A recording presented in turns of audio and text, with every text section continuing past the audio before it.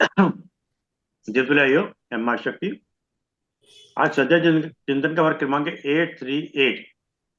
दिन बृहस्पतिवार, तारीख 18 जनवरी 2024। और आज हमारे बीच में आदरणीय अंकुर मेहता जी, जो पॉज एंड लंच चला रहे हैं ऋषिकेश से।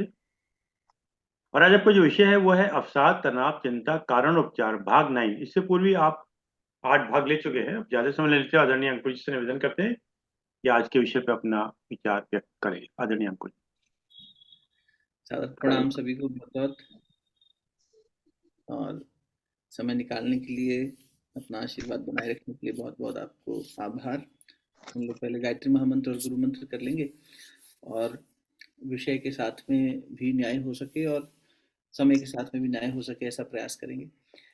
मानसिक संतुलन की बात हो रही है, अवसाद की बात हो रही है। गायत्री महामंत्र उसी संतुलन को हमें प्रदान करता है। परम पूज्य गुरुदेव ने गायत्री महामंत्र के 24 अक्षरों पर जो 24 छोटे छोटे ग्रंथ लिखे, और वो एक तरह से यूँ समझ लीजिए कि गागर में सागर जैसी बात है। और छोटे छोटे में उन्होंने सब बात सारगर्भित तरीके से बता दी। उसी ग्रंथ की श्रृंखला को आधार बनाकर गायत्री महामंत्र के भ अक्षर की व्याख्या करते हुए परम पूज्य देव ने मानसिक संतुलन के ऊपर जोर दिया कि मनुष्य जो है वो मानसिक रूप से असंतुलित हो रहा है, उसके कारण क्या है, और उस वजह से वो कभी विषाद में जा रहा है, डिप्रेशन में, कभी एंजाइटी में जा रहा है, इस तरह की चीज़ें हुई। तो गायत्री महामंत्र को ही आधार बनाते हुए पहले मनोभूमि तैयार कर लेते हैं और गुरु मंत्र के माध्यम से ये प्रार्थना कि वो गुरु सत्ता हमें जो सूत्र दें, वो सूत्र हम अपने जीवन में उतार सकें। और ऐसा नहीं है कि जो व्यक्ति एंजाइटी में या स्ट्रेस के दवाई ले रहा है या परेशान हो रहा है या कहीं डिप्रेशन में है वही, या जिसको नींद नहीं आ रही है रात को वही परेशान है, या उसी पर ये बात लागू होती है। परम पूज्य गुरुदेव ने ऐसे ऐसे एग्जाम्पल दिए हैं जहाँ पर छोटे छोटे दिनचर्या में, हमारी दैनंदिनी में हम देखें, अगर हमारे अंदर वो फ्लक्चुएशंस हैं तो ये बात हम पर भी, उन्होंने कहा ये मनोरोग है, फिर ये मनोरोग से हम सब पीड़ित हैं, तो हमें अपना मूल्यांकन करने का भी अवसर मिलेगा। पर पहले गायत्री महामंत्र और गुरु मंत्र। आप सभी से विनम्र प्रार्थना, शरीर को स्थिर करके नेत्र को कोमलता से बंद कर लें, दोनों हाथ गोद में रख लें, सविता देवता का ध्यान करते हुए इस संसार को प्राकट्य में लाने वाली, अपनी तप ऊर्जा से जागृत बनाने वाली आद्य शक्ति माँ गायत्री को प्रणाम। ओम भूर्भुवः स्वः तत्सवितुर्वरेण्यं भर्गो देवस्य धीमहि धियो यो नः प्रचोदयात्। ओम गुरुर्ब्रह्मा गुरुर्विष्णुः गुरुरेव महेश्वरः गुरु साक्षात् परब्रह्म तस्मै श्री गुरुवे नमः। अखण्डमण्डलाकारं व्याप्तं येन चराचरं तत्पदं दर्शितं येन तस्मै श्रीगुरुवे नमः। मातृवत् लालयित्री च पितृवत् मार्गदर्शिका नमोऽस्तु गुरुसत्ताय श्रद्धा प्रज्ञायुता च या, श्रद्धा प्रज्ञायुता च या। ॐ विश्वानि देव सवितर्दुरितानि परासुव यद्भद्रं तन्न आसुव। ओम शांति शांति शांति। दोनों हथेलियों को आपस में मलिए। संध्याकालीन इस वेला में प्राप्त दिव्य ऊर्जा को अपने आज्ञा चक्र, मुखमंडल, अनाहत और मणिपुर चक्र पे अच्छे से स्पर्श कराएं। पुनः आभार, स्वागत, सभी को प्रणाम। परम पूज्य गुरुदेव ने मानसिक संतुलन के ऊपर गायत्री के, गायत्री महामंत्र के जो भ अक्षर है उसकी व्याख्या करते हुए बहुत ही मार्मिक तरीके से हमें जीवन का बोध कराया। तो एक छोटा सा इनका ये जो छोटा सा दिखता है छोटी छोटी की पुस्तकें गुरुदेव की, छोटा सा ग्रंथ है, इसको आधार बनाकर थोड़ी सी आज चिंतन मनन का मन था। मानसिक संतुलन को भ अक्षर से जोड़ते हुए परम पूज्य गुरुदेव लिखते हैं कि भाव को संतुलित करने की शिक्षा देता है ये, हमारे मनोभाव को संतुलित करने की। मनुष्य का मनोभाव जो है वो इतना ज्यादा फ्लक्चुएट हो रहा है। मनुष्य भावनाशील प्राणी तो है, लेकिन ये भाव संतुलित नहीं रह पा रहे। विचार और भाव, भाव से ही विचार को पोषण मिलता है, जैसा भाव रहेगा उसी दिशा में विचार भागेगा। तो गुरुदेव ने लिखा कि भावों में एक प्रकार की उद्विग्नता आ गई है, आवेश आ गया है, व्यक्ति उस आवेश में आवेशित होकर उद्विग्न हो जा रहा है और बार बार जो नहीं करने योग्य है उसे कर बैठ रहा है और इसी से अपने दुष्परिणाम उत्पन्न कर रहा है। अगर हम चाहे उसे छोटे युवा जो हमारे बच्चे हैं उनमें देखें, या चाहे हम बुजुर्गों में देखें, या जो बड़े हो गए हैं उनमें देखें, वयस्क हो गए हैं उनमें देखें, गुरुदेव कहते हैं हर एक के साथ ये दिक्कत देखी जा रही है। आपको एक छोटा सा उदाहरण दूं, कल ही एक माँ ने हमें फ़ोन किया और कहा कि परसों रात की बात है, भैया मैं बड़ी परेशान हूँ। तो आवाज बहुत कम है, आपकी आवाज कम है काफी। ऐसा है क्या? हाँ जी। आवाज कम आ रही है? अब मैं कहने वाला था, परंतु मुझे लगा जब तक ऋषि साहब नहीं कहेंगे तब तक कंफर्म नहीं होगा।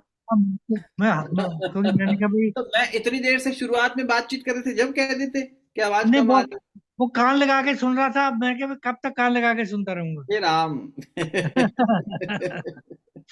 चलिए थोड़ा सा और सुनिए, मैं जब तक साथ साथ स्विच कर लूंगा, रुकना नहीं पड़ेगा। अच्छा ठीक। तो गुरुदेव ने कहा कि मैं आपसे निवेदन कर रहा था, परसों रात को एक माता जी ने हमें फ़ोन किया और उन्होंने कहा कि भैया एक आपसे बहुत ज़रूरी बात करनी है, आप समय निकालिए। मैंने कहा बताओ क्या हो गया? तो उनकी बिटिया जो 9th क्लास में पढ़ती है, उसने स्कूल से उसे रेस्टिकेट कर दिया गया, 2 दिन के लिए सस्पेंड कर दिया गया। तो स्वाभाविक बात है भाई, सस्पेंशन किया है तो कोई बड़ा उसने गलती करी होगी। अब आपको एक युवा मन की बात बता रहे हैं, ये एग्जाम्पल क्यों दे रहा हूँ, उद्विग्नता की बात हो रही थी। गुरुदेव ने कहा उद्विग्न होकर व्यक्ति आवेश में आ जाता है और आवेश में गलत कृत्य कर बैठता है और उसके मनोभाव उसके हाथ में नहीं रहते। तो क्या उद्विग्नता करी उस बच्चे ने, उससे भूल ये हो गई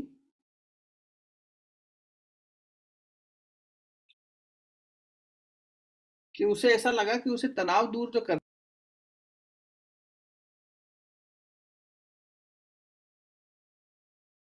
हाँ जी, अभी आवाज साफ आ रही है? जी हाँ, जी हाँ, ठीक है। हाँ जी। तो मैं बता रहा था कि उस बच्चे की माता जी ने जो फोन किया, तो उनका ये कहना था कि भैया इसने कुछ गड़बड़ कर दी स्कूल में और इसको स्कूल से प्रिंसिपल ने रेस्टिकेट कर दिया, तो आप इसको थोड़ी मदद करो। तो 2 दिन से मैं उस बच्ची के साथ बैठता हूँ, थोड़ी थोड़ी देर उसका मन उसका ठीक करने की दृष्टि से उसको मदद करता हूँ। तो मैंने उससे पूछा हुआ क्या। तो ये जो हमारा विषय चल रहा है ना अवसाद का, और खास तौर से युवा मन और इस तरह से जो यंगस्टर्स में जो स्ट्रेस आजकल बढ़ता जा रहा है इसको लेके, तो वो मानसिक असंतुलन वहां भी दिखाई दिया। क्या हो रहा है, उस बच्चे को ये लगा, बिटिया को, कि जीवन में तनाव दूर करने के लिए सिगरेट यानी स्मोकिंग करना जो है उससे शायद समाधान होता हो। तो उस बच्ची ने सिगरेट अपने एक क्लासमेट से बोला होगा, दोस्त से, निश्चित रूप से कोई अच्छा दोस्त होगा तभी वो ऐसा कार्य भी करेगा, और उस बच्चे ने सिगरेट लाकर दी। सिगरेट जब उसने लाकर दी तो किसी तीसरे बच्चे ने देख लिया और टीचर को कंप्लेन कर दी, वहां से प्रिंसिपल तक बात पहुंची, बिटिया रेस्टिकेट हो गई। अब माँ को ये लग रहा है कि मेरी बेटी जो है वो 9वीं कक्षा में आ गई है, और मैं तो सोचती थी कि मेरे को तो गर्व होता था इसके संस्कारों पर, ये था वो था, इसने ऐसा कैसे कर दिया, इसने ऐसा सोच भी कैसे लिया। और इससे माँ व्यथित हो गई। अब माँ का मन भी असंतुलित हो रहा है, इधर बच्ची का मन भी असंतुलित हो गया था, तभी उसने ऐसा सोचा। स्ट्रेस का कारण कुछ भी रहा हो उसके जीवन में, असंतुलन का कारण कुछ भी रहा हो, कारण तो बहुत सारे हैं। माता पिता के साथ संबंध होना, निश्चित रूप से जो जो एक संवादहीनता है, मुझे लगता है कि क्योंकि गुरुदेव ने स्पष्ट लिखा है कि सहयोग और सहकार जब कम हो जाता है तब ऐसी परिस्थितियां घर में शुरू हो जाती हैं और हर व्यक्ति अपने मन को संभाले बिना आवेश में आकर आचरण करने लगता है। स्कूल में हो सकता है किसी तरह का स्ट्रेस हो, तो उसने अपने जीवन का स्ट्रेस दूर करने का एक समाधान खोजना चाहा। मैंने उससे यही कहा, मैंने कहा अच्छी बात मुझे ये लग रही है कि तूने खोजना शुरू किया। अब खोजते खोजते तू एक ऐसी जगह पे पहुंची, तेरा मन ऐसी जगह पहुंचा जो तुमने एक ऐसी वृत्ति उठी मन में जिसने कहा कि शायद सिगरेट पीने से मेरा स्ट्रेस दूर हो जाए। तो एक सरल से प्रश्न का मेरा समाधान कर। अगर तू इतनी समझदार है, तू ढूंढ रही है, खोज कर रही है, 9वीं क्लास में आ गई है, विवेकशीलता तेरे में है, तो ये सोच के बता कि अगर स्ट्रेस इससे दूर होता तो दुनिया में हर सिगरेट पीने वाला व्यक्ति स्ट्रेस रिलीव होना चाहिए था, उसके जीवन में परेशानी नहीं होनी चाहिए थी, या परेशानी आए तो उसको परेशान नहीं, हतप्रद नहीं होना चाहिए था। ऐसा है क्या? तो खुद ही बोली नहीं भैया ऐसा तो नहीं है। मैंने कहा फिर तू खुद सोच के देख बेटा। तो इस तरह से उससे बात चल रही है। खैर, लेकिन ये हुआ क्या, एक आवेश आया मन में और मनुष्य असंतुलित हो गया। उसने कोई तरीका ढूंढना चाहा, चाहे वो वयस्क हो चाहे वो बच्चा हो। तो गुरुदेव कहते हैं कि ये जो उत्तेजना है, ये जो एक आतुरता है, ये दुष्परिणाम लेकर आती है, एक किस्म का उद्वेग आ जाता है, इसी को इंग्लिश में कहते हैं इम्पल्स। और एक अन्यत्र जगह पर गुरुदेव ने मैं क्या हूँ ग्रंथ में, अपनी पहली वो पुस्तक थी उनकी, उस ग्रंथ में इसको प्रवृत्त मन कहा, प्रवृत्त मन। ये जो इसमें वृत्तियां उठ रही हैं बहुत सारी, ये जो इम्पल्सिव माइंड है, ये इम्पल्स जो है, इसके कारण बहुत सारी परेशानियां पैदा हो जाती। फिर की हुई भूल से अब वो बच्ची की जो है ना मनादशा, वो बिल्कुल यहाँ सटीक बैठ रही है। अब क्योंकि सस्पेंड हो गई, स्कूल से 3 दिन के लिए रेस्टिकेट कर दिया गया, अब स्कूल जाना है तो भय लग रहा है, बोर्ड में बैठने दिया जाएगा कि नहीं दिया जाएगा, 10th क्लास आ रही है, वो भय लग रहा है। मेरे क्लासमेट्स, मेरे बैचमेट्स, मेरे मित्र, मेरे अन्यत्र साथी मुझे किस तरह से देखेंगे, क्या सोचेंगे, उस बात की गिल्ट हो रही है। टीचर मेरे को किस तरह से बिहेव करेंगी, इस बात, ये क्या हो रहा है, ये सारी घबराहट, सारा जो भय है, ये शोक है, ये निराशा है, ये चिंता है, ये उस बच्चे के मन में उस एक आवेग की वजह से प्रतिफल के रूप में आ गई। मनुष्य जब उत्तेजित हो जाता है, क्रोधात भवति सम्मोहा, 2/63 गीता जी। हे अर्जुन, वो इम्पल्स जब आ गई, वो कामना जब आई, चाहे वो लगता है कि हम शांत मन से सोचे थे, लेकिन वो अशांत मन में जब आ जाती है तब तो और ज्यादा पैदा कर देती है उद्विग्नता। इस वजह से गुरुदेव लिखते हैं कि ऐसे में कोई बड़ी सफलता हाथ में नहीं लगती। छोटा मोटा कभी कुछ ऐसा लग भी जाए व्यक्ति को कि उसने कुछ किया और उसको हासिल हो गया, तो उसे ज्यादा फूले नहीं समाना चाहिए, क्योंकि ये उत्तेजना लॉन्ग रन में उसको नुकसान ही देने वाली। और जिस व्यक्ति ने भी इन प्रवृत्तियों से उत्तेजित होकर ऐसा कुछ भी किया है, वो व्यक्ति जीवन में हमेशा परेशान ही हुआ है। ये भगवान, ये गुरुदेव कह रहे हैं। और असंतुलन जो है वो इसका मूल कारण, इसी वजह से व्यक्ति असफल भी हो रहा है। असफलता का मूल मूल कारण क्या है, तो बोले असंतुलन, इम्बैलेंस। ये असंतुलन किसका है, ये असंतुलन हमारी मानसिक फैकल्टीज, जो मेंटल फैकल्टीज है उसका है। मनुष्य को अपने अंदर की इन मानसिक फैकल्टीज को ही तो बैलेंस करना है। क्या क्या फैकल्टीज है, क्या क्या हमारी क्षमताएं हैं, वही मन बुद्धि चित्त अहंकार है। या यूं कह लीजिए कि हमारा विचार करने की, निर्णय लेने की जो बुद्धि है, वो हमारे अंदर वृत्तियां उठ रही हैं जो पुराने संस्कारों से, वो चित्त, जो हमारा मन अभी है तरोताजा, वो बाहर से जो सीख रहा है, वो सब जगह से जो इंफॉर्मेशन आ रही है, इसको अगर वो संतुलित रूप से बैलेंस करना सीख जाए तो सफल हो सकता है। लेकिन जब वो असंतुलित रहता है तो असफलता ही उसके हाथ में लगती है। तो गुरुदेव ने कहा कि असंतुलित रहने के लिए फिर संतुलन कैसे लाया जाए, तो सबसे बड़ी निधि पता है क्या कही उन्होंने? उन्होंने कहा सबसे बड़ी निधि है धैर्य। पुराने समय में परम पूज्य गुरुदेव लिखते हैं कि गुरुकुल में जब एडमिशन दिया जाता था बच्चे को, चाहे वो राजा का पुत्र हो, चाहे एक आम व्यक्ति का पुत्र हो या पुत्री हो, वो संतान को उस शिष्य के रूप में धारण करने से पहले एक एलिजिबिलिटी टेस्ट लिया जाता था, एक एंट्रेंस टेस्ट लिया जाता था। और वो एंट्रेंस टेस्ट होता था उसके धैर्य की परीक्षा। मनुष्य में धैर्य कितना है, इसकी परीक्षा ली जाती है पहले। जीवन इसी बात की परीक्षा लेता है कि तुम में धीरता कितनी है। और धैर्य किसका गुण है, सोच के देखिए। प्रकृति के 5 महाभूतों में धैर्यवान कौन है सबसे ज्यादा? 5 महाभूतों में सोच के देखिए, सबसे ज्यादा धैर्य का गुण किसमें है? माता में। हाँ जी, माता जी में, धरती में। धरती धरती में, माँ। बिल्कुल ठीक। धरती माता, धरती माता, ये धारण करने की शक्ति है, इसलिए इसको धात्री या धरती कह रहे हैं हम। धैर्य, धैर्यवान, सहनशील, धैर्यशील, ये जो धैर्यवान जो होगा ना, इसी के ऊपर गुरुदेव ने गायत्री मंत्र के 24 अक्षरों की व्याख्या में एक अन्यत्र जगह पे धैर्यवान होने के गुण पे ही एक पूरा पुस्तक लिखी है। ये जो प्राचीन समय में गुरुदेव कहते हैं कि जब व्यक्ति को एडमिशन देते थे ना, तो जैसे आपने सुना होगा कि लकड़ियां लेकर आइए, खूब सारी लकड़ियां चुन के लाइए, या गाय चरा के आइए, या इस तरह के कि आप जो है वो बारिश आ रही है तो मेड़ की रक्षा करिए, खेत की रक्षा करिए, मेड़ टूट ना जाए। इस तरह से देखा जाता था कि इसमें जीवटता कितनी है और इसमें धैर्य कितना है। गुरुदेव इसको इस तरह समझा रहे हैं उस ग्रंथ में कि छोटे छोटे बच्चे जब कभी बगीचा उगाने का खेल खेलते हैं, तो एक कहीं से अन्यत्र बीज पा जाते हैं और बीज बो के सोचते हैं कि तुरंत इसमें से कुछ अंकुरण हो जाएगा, तुरंत इसमें से कोई पौधा निकल आएगा। और जब देखते हैं कि आधा घंटा हो गया, इसमें से तो कुछ हुआ ही नहीं, तो बार बार खोद खोद के देखते हैं कि बीच में से कुछ निकला कि नहीं, उतावलापन, धैर्य नहीं है। तो ऐसे में उनका धैर्य टूटने लगता है। तो क्या करते हैं कि बोले इसमें से तो कोई पौधा निकला नहीं, चलो पौधे की टहनियां ले आते हैं।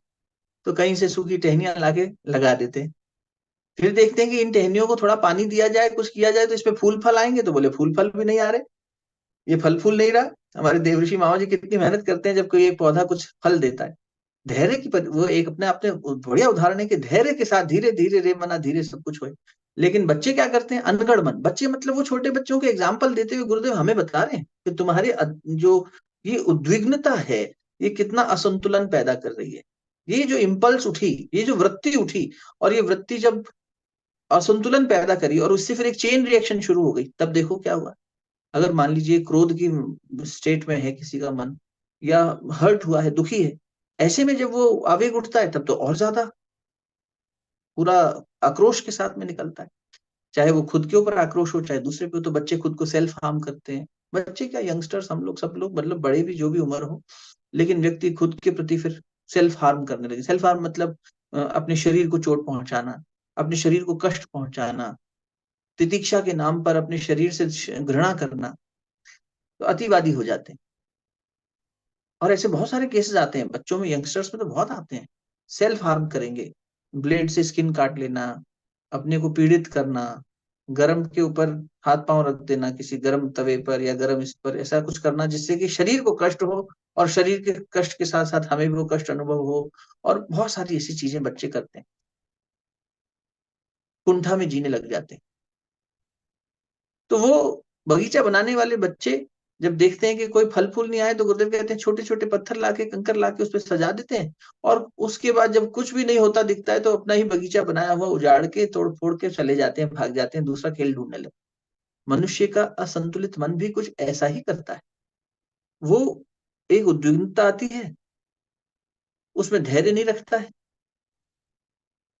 धैर्य खोने की वजह से, धैर्य जो होगा ना वो हमें स्थिरता प्रदान करेगा, पेशेंस, पेशेंस देगा, टॉलरेंस देगा, सहन करने की शक्ति देगा, स्टेबिलिटी, स्थिरता देगा। और स्थिरता आती है श्रद्धा से, भक्ति से, भावना से, सद्भाव से, है ना। ये सद्भाव हमारे अंदर जागता है तब हमारे अंदर स्थिरता पैदा होती है, वरना स्थिरता आएगी नहीं साहब। स्थिरता के लिए श्रद्धा की जरूरत ही है। और उसी श्रद्धा से श्रद्धावान लभते ज्ञानम, प्रज्ञा जागृत होती।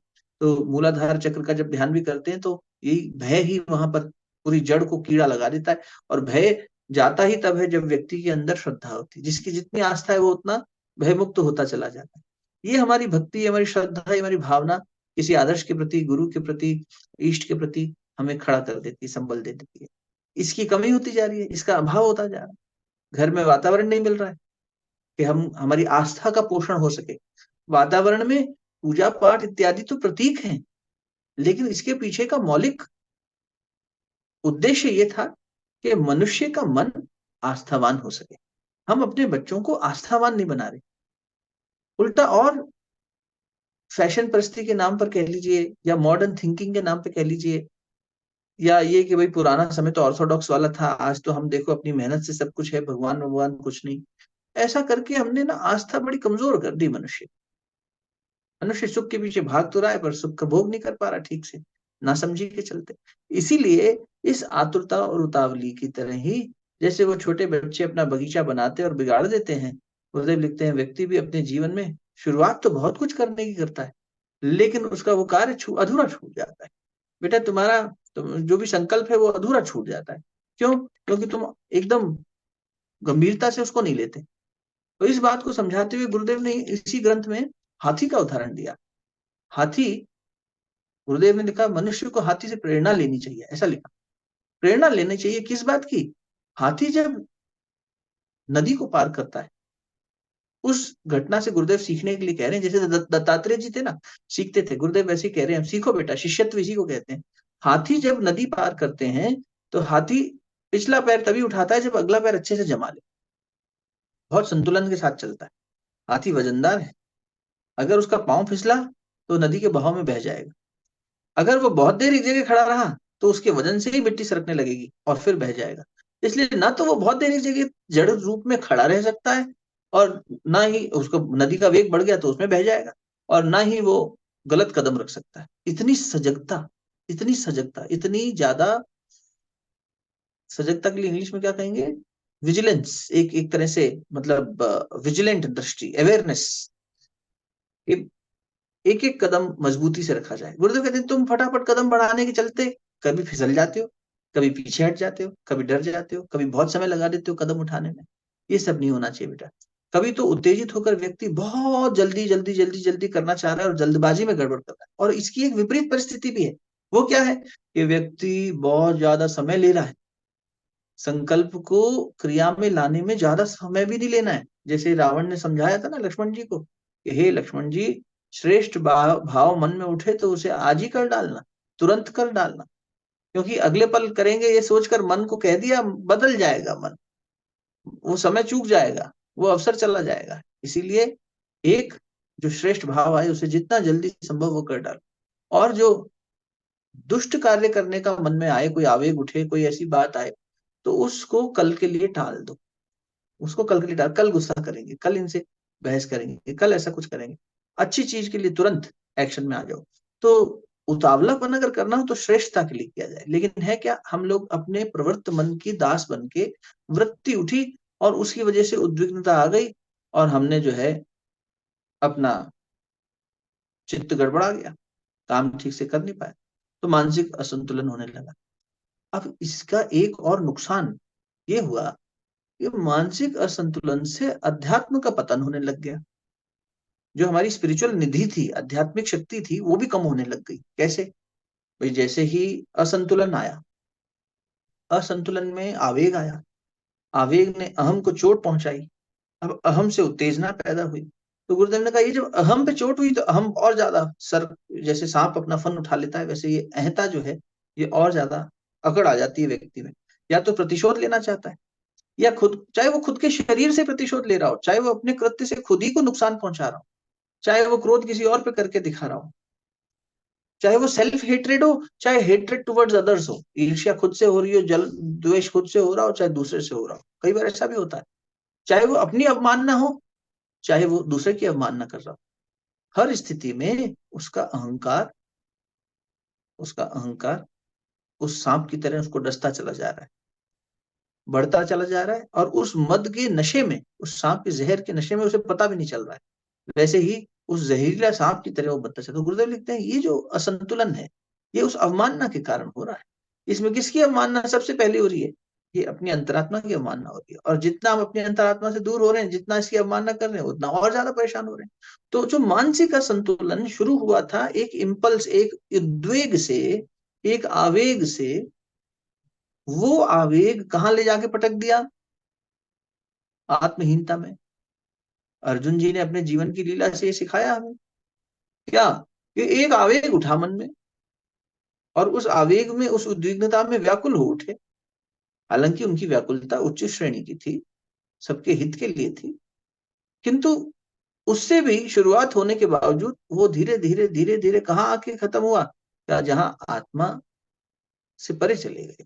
तो भगवान ने इसीलिए गीता जी में उन्हें अपनी आत्मा में स्थित होने का ही बोध सबसे पहले कराने के लिए, स्वधर्म का बोध कराने के लिए, या स्थित प्रज्ञ होने के लिए कहा। फिर उसकी ही व्याख्या करते हुए कैसे ये स्थित प्रज्ञ हुआ जाए, क्या क्या किया जाए, इसकी व्याख्या करते हुए तरीके समझाए। गीता जी का एक बहुत बड़ा संदेश है समता में जीना, जिसे गुरुदेव ने भी इस ग्रंथ में, जो गायत्री मंत्र के अक्षरों की व्याख्या करते हुए उन्होंने एक पूरी पुस्तक माला लिखी, उसमें उन्होंने वो गीता जी का भी संदेश दिया। तो गुरुदेव ने कहा ये जो समता की बात होती है, और बड़ा अच्छा पहली बार हमें समझ में आया कि समता क्या है। जब ये कह रहे हैं, उन्होंने कहा समता इसका समाधान हो सकता है, लेकिन समता है क्या ये भी तो समझो। समता जब तक नहीं आएगी, हम सब असंतुलित हैं और हम सब मनोरोगी हैं। गुरुदेव ने साफ लिख दिया है मनुष्य जहां समता नहीं है वो मनोरोगी है। समता क्या है गुरुजी? तो लिखते हैं कि बेटा, यदि तेरे अंदर जब दो विपरीत धाराएं बराबर स्थिति में आ जाएं, तो उस स्थिति को समता कहते हैं। जब दो विपरीत धाराओं का मतलब क्या हुआ?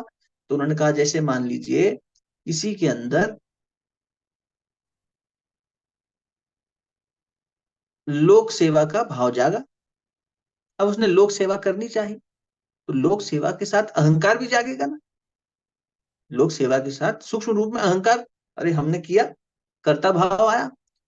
अब अगर ये लोक सेवा, अब लोक सेवा क्या है? लोक सेवा करना, या यूं समझ लीजिए चलिए वैराग्य और लोक सेवा। कुछ लोग होते हैं कि हमें माला जपेंगे, हम तो वैरागी हैं, हम ज्यादा संसार के साथ नहीं, और कुछ लोग होते हैं संसार की सेवा करने में। ये उदाहरण से समझ लीजिए। तो गुरुदेव ने कहा एक है जो प्रवृत्त कर रही है तुम्हें, एक है जो तुम्हें इनिशिएट कर रही है क्रिया में, और एक धारा है जो तुम्हें क्रिया करने से रोक रही है। एकांत में रहना, शांति से रहना, मौन व्रत पालन करना, मंत्र जप करना, अपना अध्यात्म साधना, अपनी भक्ति करना, ये तुम्हारा व्यक्तिगत जो एक था, इसने तुम्हें क्या किया, संसार से दूर किया ना। लेकिन सेवा करना, आराधना करना तुम्हें संसार के बीच ले गया। तो एक उपासना और एक आराधना की जो दो धाराएं हैं, देखा जाए तो विपरीत धाराएं हो गई ना। लेकिन जब ये बराबरी की स्थिति में आ जाए, जितना एक तुम्हें पीछे हटाए उतना ही बराबरी में दूसरी तुम्हें आगे बढ़ाए, और दोनों बराबर हो जाए, तब तुम समता में हो। यदि तुम बहुत ज्यादा एक के ऊपर फोकस कर रहे हो और दूसरे को वो कर रहे हो उपेक्षित, तो बेटा तुम असंतुलित हो और मनोरोगी हो। कई बार होता है ना, क्योंकि ये अध्यात्म पद पे हमारे लिए भी संदेश है कि हम माला ज्यादा जपें या सेवा कार्य ज्यादा करें। तो गुरुदेव कह रहे हैं बेटा दोनों बराबर कर, असंतुलन में मत जी। तेरे लिए ये उपासना भी आवश्यक है जो तुझे अपने आत्म के साथ में जोड़ने के लिए एकांत में ले जाती है, और तेरे लिए वो भी जरूरी, लेकिन दोनों बराबर में। किसी भी चीज का असंतुलन, इम्बैलेंस, इसका संतुलन का महत्व बताते हुए गुरुदेव कहते हैं कि जब नहीं होगा तो मुश्किल आ जाएगी। जैसे कुछ और उदाहरण लेते हैं, मैं ग्रंथ के माध्यम से ही आपके सामने रखता हूँ। तो उन्होंने कहा कि संतुलित जीवन की विघातक प्रवृत्तियां, जो ये मानसिक जो विघातक प्रवृत्तियां हैं, एक के आने पर दूसरा स्वयं आ जाता है। जैसे मोह आई तो ईर्ष्या आ गया, द्वेष आया वैर आ गया, क्रोध आया तो अभिमान आ गया। ये सब चीजें आपस में जुड़ी हुई भी आ जाती हैं। तो गुरुदेव ने यहाँ एक जगह इसकी बड़ी अच्छी व्याख्या करी है कि जहां विचार, भावना और क्रिया तीनों बराबर हो जाएं, विचार, भावना और क्रिया, वरना क्या है, एकांगी विकास में बहुत हानि होगी। विचार, भावना और क्रिया से मतलब क्या है, हमने विचार किया, कुछ लोग बहुत विचार करते हैं लेकिन उसको क्रिया में नहीं बदल रहे। कुछ लोग तुरंत क्रिया में आ जाना चाहते हैं विचार किए बिना, और कुछ लोग भावना में बह जाते हैं। तीनों ही असंतुलन है। कोई अति संवेदनशील हो गया, ये उसकी कमजोरी हो गई। जरा सी भावना हुई तो तिल का ताट बना दिया।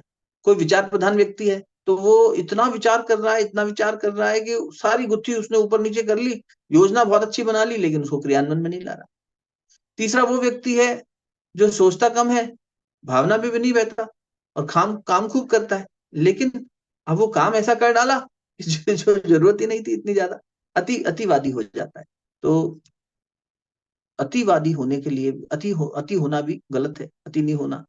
ये भी गुरुदेव ने इसमें कहा कि अति जो है, अति सर्वत्र सर्वत्र वर्जयित।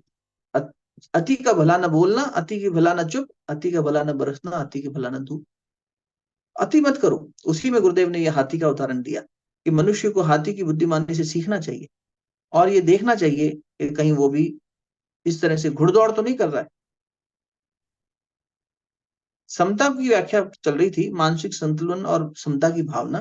तो गुरुदेव ने कहा जब दो गुण ऐसे होते हैं जो मनुष्य को परस्पर विपरीत दिशाओं में प्रवृत्त करते हैं, तो उनके पारस्परिक संयोग से चित्त की जो अवस्था होती है उसे ही संतुलित अवस्था कहा जाता है। संतुलित अवस्था क्या है, जब दो ऐसी गुण जो हमें अलग अलग दिशाओं में खींच रहे हैं, विपरीत दिशाओं में प्रवृत्त कर रहे हैं, उनका पारस्परिक संयोग हो जाए। जैसे इसका व्याख्या करते हुए देखिए गुरुदेव ने कितना लिखा, अच्छा लिखा है। कह रहे हैं दया मनुष्य को दूसरों का दुख दूर करने में प्रवृत्त करती है, पर निर्मम तत्व यानी निर्मोह मनुष्य को दूसरों के सुख दुख से संबंधित होने से पीछे हटाता है। अतएव दया और निर्ममत्व दोनों के एक बराबर होने से चित्त संतुलित होगा। ये दो विपरीत चीजें हैं। दया आई किसी पे, हमें करुणा आई, दया आई तो हम उसकी मदद करना चाहेंगे, और जब हम निर्ममता की बात करते हैं कि भाई ममता नहीं होनी चाहिए, मोह नहीं होना चाहिए, तो निर्मोही होंगे तो हमें उसके सुख दुख से हम नहीं प्रभावित होंगे। लेकिन ये दोनों बराबर हम नहीं प्रभावित हो रहे हैं, ये भी गलत है। हम बहुत ज्यादा अतिवादी होके दया के नाम पर खूब तिल का पहाड़ बना लें, वो भी ठीक नहीं। इसलिए दोनों का बराबर होना ही मन की संतुलितता है। जहां दया मनुष्य को अनुरक्त करती है, वहां निर्ममता विरक्त करती है। एक ने आपको इन्वॉल्व किया, अनुरक्त किया, दूसरे ने विरक्त कर दिया, अलग कर दिया। तो ये विरक्ति और अनुरक्ति जब बराबर स्थिति में हो तब हम संतुलित हैं। इसी को व्यवहारिक अध्यात्मवाद कह दिया, इसी को मध्यम मार्ग कह दिया भगवान बुद्ध ने, कि तुम जो है न ज्यादा अति भोगी बनो न अति त्यागी बनो। दूसरा एग्जाम्पल लीजिए, संतोष और परिश्रमशीलता एक दूसरे को संतुलित करते हैं। ये बहुत कॉमन प्रश्न उठता है जब भी संतोष की बात की जाती है। आज के युग में हम युवा पीढ़ी ये कहते हैं कि पहले के लोग संतोष में जीते थे इसलिए इतनी प्रगति नहीं हुई, संतुष्ट हो जाएंगे तो प्रगति कैसे होगी, ये मन में आता है ना। If I become satisfied how will I progress. और इस प्रोग्रेस के नाम पर देखो कितना स्ट्रेस वगैरह सब तनाव खड़ा हो गया है। ये प्रोग्रेस के नाम पर इतना भाग रहे हैं, एक दूसरे से आगे निकलने की होड़ हो रही है और उसमें और उद्विग्न होते चले जा रहे हैं। उसकी वजह से असंतुलित होते हैं और गिरते हैं और फिर उसके बाद में नींद की गोलियां खाते हैं या कभी साइकोलॉजिकल काउंसलिंग लेते हैं। अभी कल परसों हमें एक सज्जन ने मैसेज किया, बहुत समय बाद। पहले भी उनसे सिर्फ हमारी एक मुलाकात छोटी सी हुई थी, वो भी गायत्री परिवार के परिजन के माध्यम से पुणे में। तो हमें नहीं पता था वो थोड़ा रेगुलरली फॉलो कर रहे होंगे। तो उन्होंने कहा कि मेरी पत्नी को काउंसलिंग की जरूरत है, मैं आपका नंबर दे रहा हूँ, आपसे बात करेंगे। और ये सज्जन के विवाह संस्कार में प्राइम मिनिस्टर मोदी जी का चिट्ठी उन्होंने अपने फेसबुक पे डाली थी कि उनके माताजी पिताजी का नाम संबोधन होते हुए कि भाई आपके बेटे और आपकी पुत्र वधू के लिए हम शुभकामनाएं भेज रहे हैं। तो उन्होंने अपना डाला था कि देखिए शादी पे इतना बड़ा आशीर्वाद हमें मिला।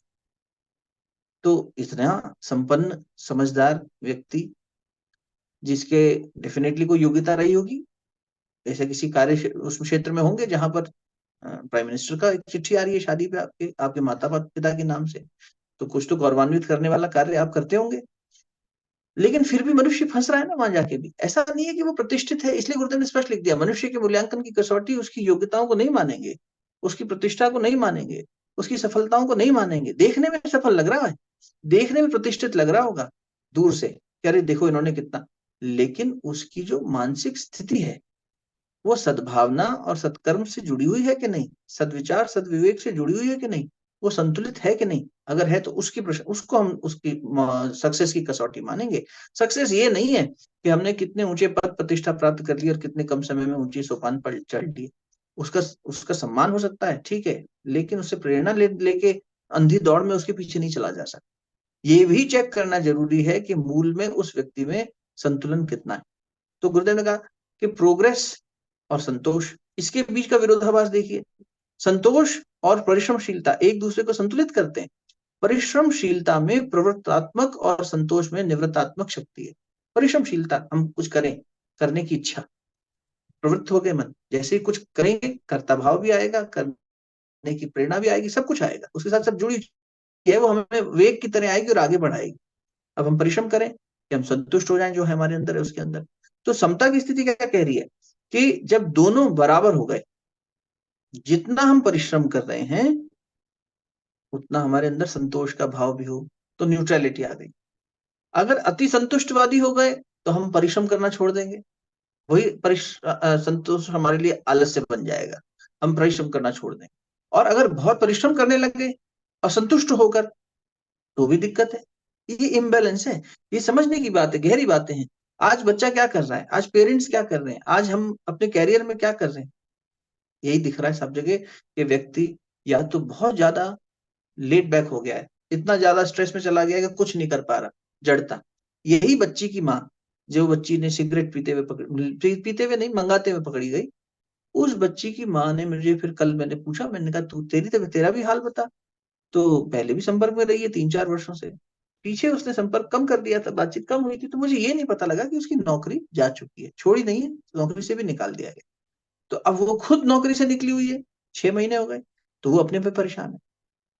भैया मैं सुबह उठ के, मेरा उठने का मन नहीं करता, मेरा कुछ करने का मन नहीं करता, परिश्रमशीलता नहीं हो रही, जड़ता आ गई। क्यों?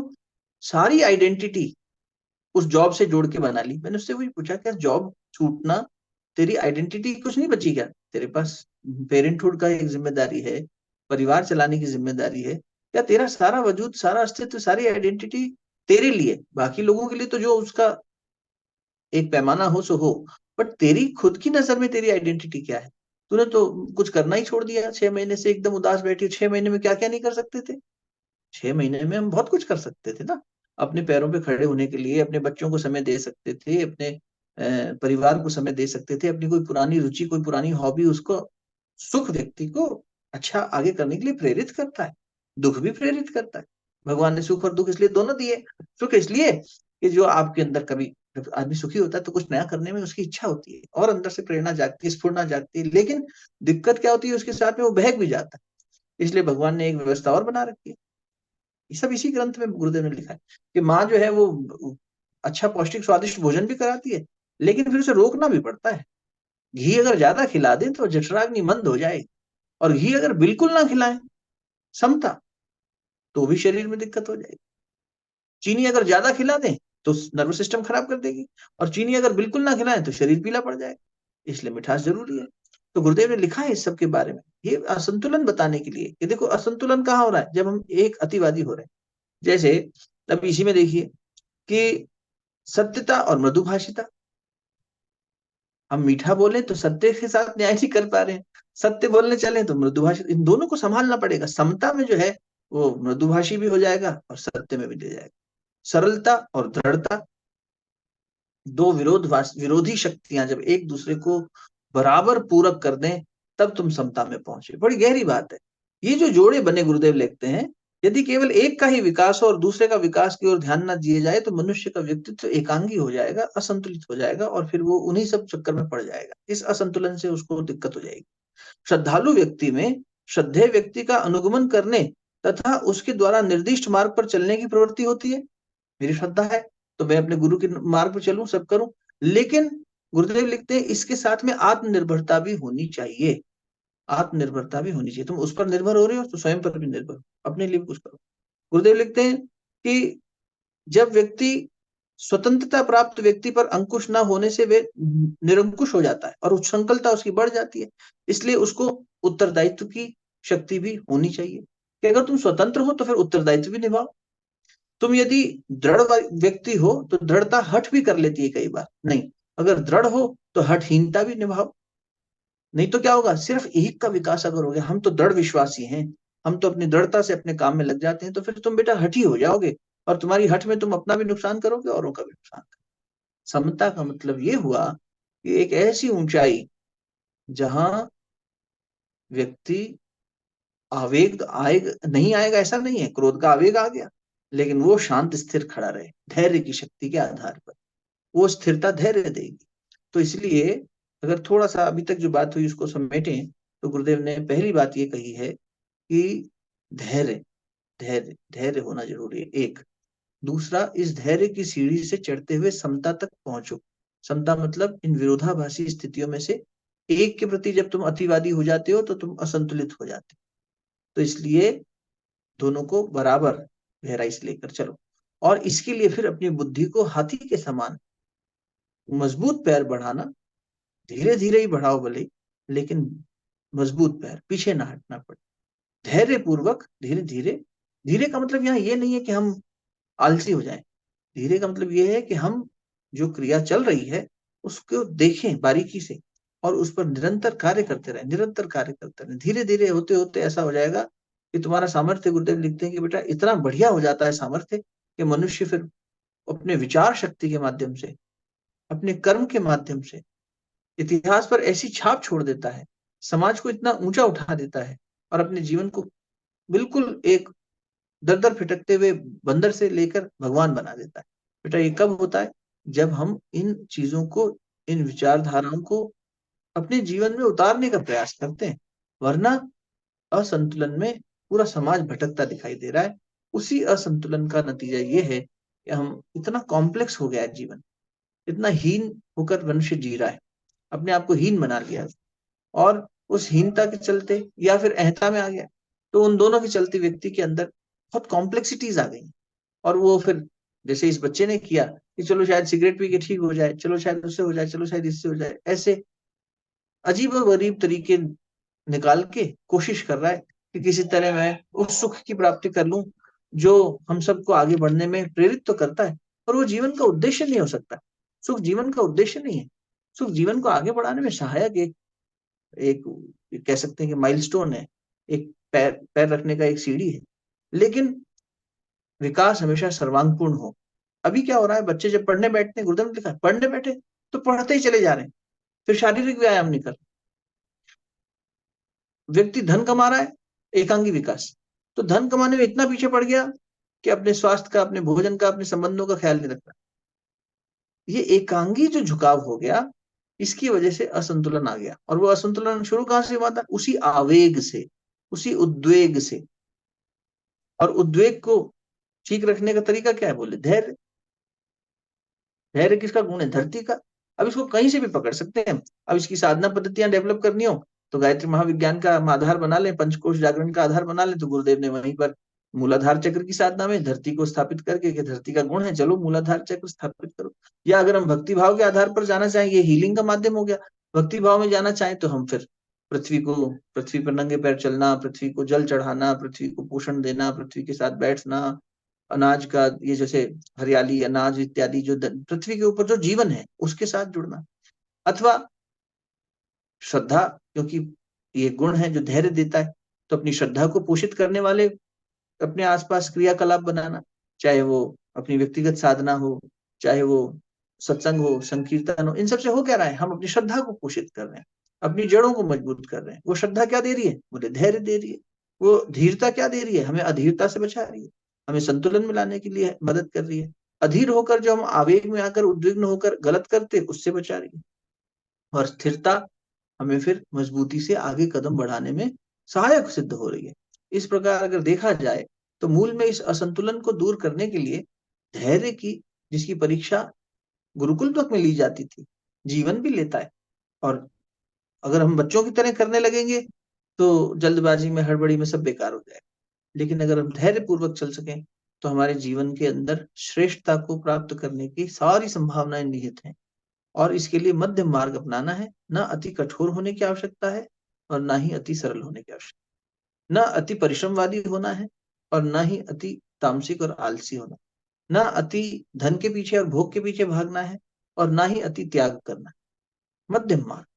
जब मध्यम मार्ग में चलेंगे तो हम दोनों तरफ, इसलिए भगवान बुद्ध की आंखें आधी खुली हैं आधी बंद है। वो वही प्रेरणा दे रही हैं कि ना तो मैं पूरी तरह से बाहर से कट ऑफ हुआ हूं और ना ही मैं पूरी तरह से जुड़ा हुआ हूं बाहर, मैं भीतर भी जुड़ा हुआ हूं। मैं दहलीज पे खड़ा हूँ, दरवाजे की उस पे खड़ा हूं, तो मेरे को बालकनी से अंदर का घर भी दिखाई दे रहा है और बाहर का बगीचा भी दिखाई दे रहा है।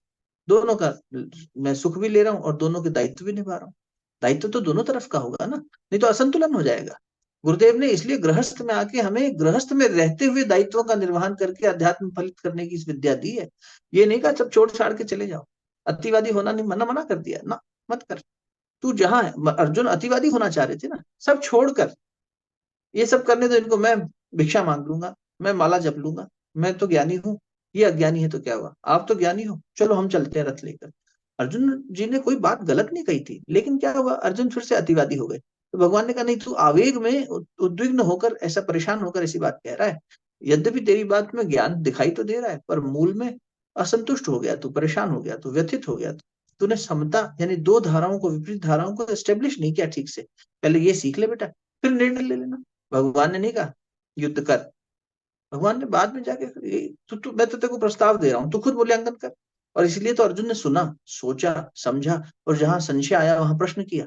उनकी जिज्ञासाओं के चलते तो बात इतनी लंबी हुई, वरना बात तो एक बार में खत्म हो गई थी। इसीलिए भगवान ने थोपा नहीं अर्जुन के ऊपर युद्ध का निर्णय, उनकी सोच को इस स्थिति में ला दिया कि वो एक सही निर्णय ले सकें। आवश्यकता इसी चीज की है। आज सवेरे हम स्वामी विवेकानंद जी को पढ़ रहे थे, 2-3 दिन से यही चल रहा है कि शिक्षा और इसकी बात हो रही है। तो उन्होंने ये कहा कि बच्चों के आसपास का वातावरण ऐसा हो कि वो अपने ये जो इंद्रियां हैं, ज्ञानेंद्रियां, कान से अच्छी चीजें सुन सकें, आंखों से देख सकें, सूंघ सकें, बोल सकें, सब कर सकें, ये ज्ञानेंद्रियां उनकी जागरूक हो जाएं, तो फिर बाकी रास्ता तो वो निकाल लेंगे, चीजें तो वो ढूंढ लेंगे। हमने क्या कर दिया, एकांगी विकास के चलते अपंगता धारण कर ली। अब एक ही, मैं एक हाथ पे ज्यादा, जैसे हम राइट हैंडर लेफ्ट हैंडर लोग होते भी है ना, जिनका जो डोमिनेटिंग साइड होता है वो ज्यादा स्ट्रांग होता है दूसरे हाथ के कंपैरिजन में, दूसरे पैर के कंपैरिजन में, तो एक का विकास ज्यादा हुआ। लेकिन यहाँ तो चलो फिर भी थोड़ा संतुलन है, इतना संतुलन नहीं है जीवन में। दूसरे पक्षों में हमने एकांगी विकास, नहीं तो अभी सारा पढ़ाई पर ध्यान दे, शारीरिक व्यायाम बाद में देखना, अभी बस किसी तरह नंबर लिया, अभी तो सारा इसी पे। ये नहीं कहा जा रहा कि 24 घंटे वो खेलने लग जाए या व्यायाम करने लग जाए, लेकिन ये तो अब रिसर्चेस भी बता रही हैं कि जब भी ऐसी विषम परिस्थितियां होती हैं जिसमें परीक्षा ली जाती है, मनुष्य के सोचने की शक्ति का परीक्षण होता है, उसको उसकी शारीरिक क्षमताओं का परीक्षण होता है, उसकी क्षमताओं को जब जांचा जाता है, तो अगर उसने दूसरी क्षमताओं पर काम नहीं किया है और एकांगी फोकस किया है, तो बहुत संभव है कि उसका जो प्रतिफल है वो उतना अच्छा ना आए, हो सकता है असफलता ही हाथ लगे। लेकिन यही अगर उसके अंदर सर्वांगीण सोच है, यानी एक होलिस्टिक ग्रोथ की बात, होलिस्टिक डेवलपमेंट की बात करें, ग्रोथ इज ऑलवेज यूनिडायमेंशनल। कि जैसे हमारे अंदर हम ये कहते हैं कि देश में हमारा जो है वो आईटी सेक्टर बहुत बढ़ रहा है, ग्रो कर रहा है, लेकिन कृषि, बोले नहीं कृषि कम ग्रो कर रहा है, तो किसी की ग्रोथ एक की दूसरे के कंपैरिजन में कम ज्यादा होगी। लेकिन डेवलपमेंट की जब हम बात करते हैं तो ये देखते हैं कि सबका होलिस्टिक डेवलपमेंट हो रहा है कि नहीं।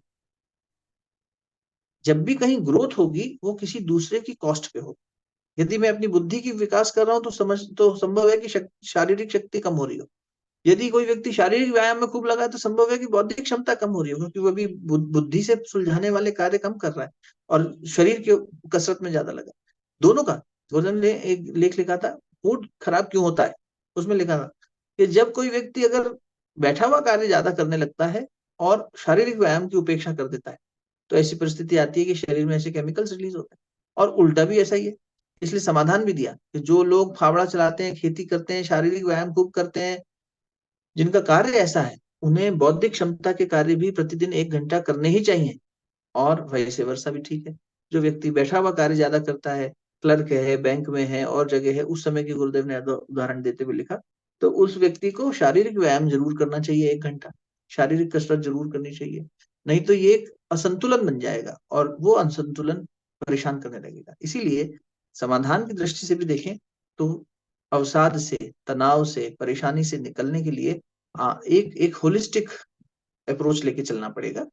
ये नहीं कि बस हम किताब पढ़ने से हमारा ज्ञान जागृत हो जाएगा, या पूजा पाठ करने से जागृत हो जाएगा, या हम विचारशीलता के क्षेत्र में कहीं चले जाएंगे, कोई हॉबी फुलफिल करने चले जाएंगे, थोड़ा हमने कुछ अपनी हॉबी पूरी करने शुरू कर दी, उससे हो जाएगा नहीं। सब मिला के करना पड़ेगा।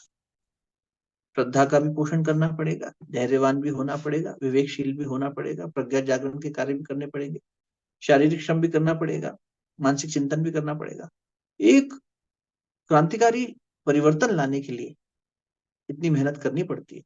नहीं तो मनुष्य जहां है वहां से और पतन की गर्त में चला जा सकता है।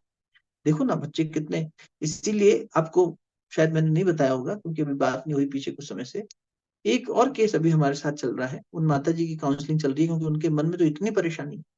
उनका क्या हुआ, उनका बेटा, शादी हुई, पति से नहीं बात बन पाई, पति खूब शराब पीते थे, करते थे, तो अलग हो गए दोनों। काफी समय हो गया शादी को, लगभग 48 साल की होंगी। उनका बेटा इंजीनियर बन गया, नहीं इंजीनियरिंग की पढ़ाई करने यूएस में एडमिशन हो गया। तो उन्होंने अकेले अपने दम पे बच्चे को पाला बड़ा किया, माता पिता का सहयोग रहा। एक उनका छोटा भाई जो अमेरिका में सेटल हुआ, तो उन्होंने कहा कि चलो छोटा भाई भी अमेरिका में है, मेरा बेटा भी अच्छे से अमेरिका जाके पढ़ना चाहता है। बेटे को बहुत अच्छे से लालन पालन करके वहां भेजा। इस बीच कोविड में पति का भी देहांत हो गया। अब वो जो बेटा वहां गया अमेरिका, उसके साथ पता नहीं क्या मानसिक असंतुलन क्रिएट हुआ। वो मानसिक असंतुलन के कारण उसने कहा मेरा यहाँ मन नहीं लग रहा, मैं मामा के घर जा रहा हूँ रहने। और मामा के घर पे उसने क्या किया, देखो असंतुलन क्या करा था, आवेग। उसने फोन लगा दिया, वहां का जो भी पुलिस वाला नंबर होता हो, 911 या जो भी, मेरे मामा मुझे पीटते हैं। पुलिस आ गई घर पे। पुलिस आई तो पुलिस वहां से, आज वो भी जांच करते हैं, ऐसा नहीं कि बस फोन किया हो तो तुरंत जांच करी, तो पता लगा कि ये बुद्धू बना रहा है, तो उसको वार्निंग देके छोड़ दिया। फिर उसके बाद दोबारा उसने ऐसा किया, तो पुलिस ने इस बार फाइन लगा दिया उस पर, तुम हमें बुद्धू बनाते हो, तुम्हारे मामा को हमने जांच कर लिया, सब कर लिया, ऐसा नहीं है। जो भी रहा हो, खैर वो उतनी बड़ा मुद्दा नहीं है। अब वो असंतुलन में उसके मामा ने भी कहा ये तो सरदर्दी पैदा कर रहा है, भी हमारे लिए गलत कर रहा है, झूठ झूठ खबर बता रहा है। मामा मामी और उनका बच्चा, तीनों लोग वहां रहते थे, 4 साल का बच्चा। तो मामा ने कहा इसको वापस इंडिया भेज रहा हूँ, आप इसकी पहले जांच कराओ, ये करता क्या है, गड़बड़, इसकी खोपड़ी चल रही है। बहुत परेशान रहने लग गया, उसको डर लगने लग गया, मैं हॉस्टल में नहीं रहूंगा, मैं कॉलेज में नहीं रहूंगा, मैं तो यहाँ मामा के पास रहूंगा। फिर यहाँ आके भी अपने डर को दूर करने की बजाय ये सब हरकतें करने लगा। तो उसकी माँ ने उसे वापस बुला लिया और बम्बई में अच्छा इलाज कराया उसका, एंग्जाइटी का, स्ट्रेस का, जो हम आजकल देखते हैं। फिर उन्होंने अपना न्यूरो सर्जन और जो भी रहे होंगे, उन्होंने ठीक करने के लिए दवाइयां दी। उस साइकेट्रिस्ट से दवाई लेके ठीक भी होने लगा। ठीक होने की स्थिति ऐसी आई कि उसको लगा, माँ को भी और बेटे को भी, कि अब पढ़ाई करने आगे जा सकते हैं। तो उसने कहा मैं जाना चाहता हूँ फिर से। मामा ने फिर से मना किया, लेकिन होता ये है कि भाई पहले भी इसने इतना उपद्रव मचाया था, चलो भेज दो। इस बीच इस बच्चे के नाना नानी भी अपने बेटे के पास रहने अमेरिका चले। अब ये बच्चा जाता है, मामा जी के पास रहता है। आवेग क्या क्या करा सकता है व्यक्ति से। एक रात को अचानक जाने क्या आवेग उठा। अमेरिका में बंदूक रखना लीगल है।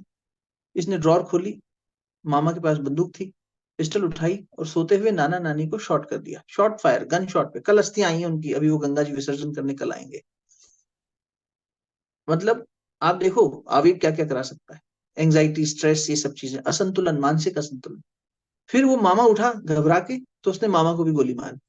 तीनों प्राणियों की हत्या कर दी। थैंकफुली मामी और वो छोटा बालक अपने मायके गए हुए थे। तीनों की हत्या कर दी। और फिर उनके कोई परिचित थे, अड़ोस पड़ोस से डेफिनेटली आवाज आई और पुलिस फटाफट पहुंची। अभी वो वहां कस्टडी में है। उसकी मेडिकल फाइल यहाँ से भेजी गई है। अटर्नी यानी लॉयर वहां का ये कह रहा है, वहां पे डायरेक्ट बच्चे से बात भी नहीं कर सकते। अब ये माँ अकेली है यहाँ। ये भी जाने वाली थी 2-4 दिन बाद ही, ये पहुंच ही नहीं पाई। और उसको यहाँ वापस भेज दिया कि आप जो भी कॉरेस्पॉन्डेंस है अटर्नी से होगी। लड़के का अभी 14 तारीख को संक्रांत के दिन जन्मदिन था, तो बड़ी परेशान थी कि भैया आज उसका बर्थडे है, मैं उसके लिए प्रार्थना ही कर सकती हूँ कि वो पुलिस कस्टडी से मेडिकल सेंटर में आ जाए, ताकि मेडिकल फैसिलिटी में उसकी सजा भी थोड़ी कम हो जाएगी कि भाई बीमार है, स्प्लिट पर्सनैलिटी है, सिजोफ्रेनिया है, जो भी उसका नाम दे लें साइकोलॉजी में। और कम से कम उसको कड़ी यातना से यहाँ हॉस्पिटल में थोड़ा जीवन ठीक रहेगा। मैं चाहती हूँ कि वो अपना कर्म का फल काटे।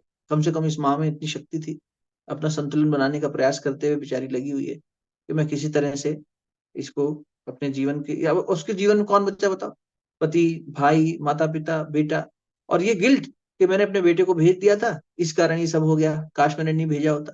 अब इतने सारे अवसाद में ये बैठी है।